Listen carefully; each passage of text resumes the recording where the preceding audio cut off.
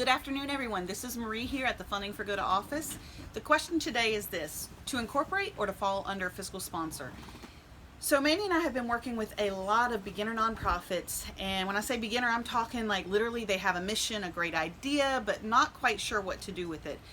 And one of the most common questions is, should I form my own 501c3 or other nonprofit entity, because there's more than just one nonprofit status that exists depending on your organization, or should I look for a fiscal sponsor? We can't give you a specific answer and say you should do this or you should do that, because one shoe does not fit all. We want to make sure that you just consider a few of the most important things as you make this important step for your organization or your mission. So one thing that you need to remember, if you decide to incorporate and you go that I'm going to create my own nonprofit route, that it is not going to be your own nonprofit, because as we've said so many times before, the moment you take that mission statement, you take that organization and you present it to the government and say, I want to incorporate as a tax-exempt organization, you're saying that the mission of the organization is greater than any one individual and that it should be owned by the community or by the stakeholders.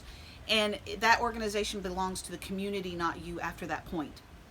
As the founder, you're going to have to make a decision about whether or not you want to lead from the board arena, or if you're going to become a staff member, which means you can be hired or fired at the will of the board. So there's lots of questions there that go into a whole new conversation.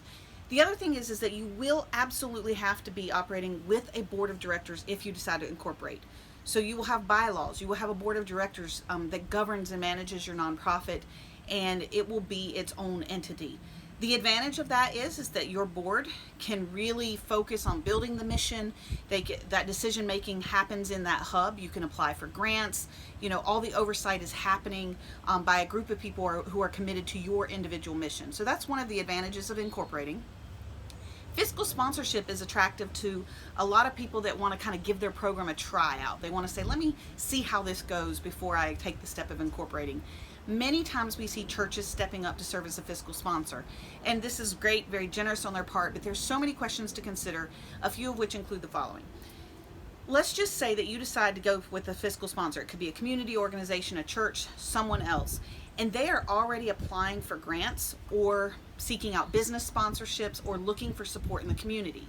You are going to be operating under their tax-exempt status, which means you won't be able to duplicate those proposals. You might be competing for some of the same donors. So you're going to have very specific agreements in place, a written memorandum of agreement with that fiscal sponsor to say, how are you going to manage your donor system?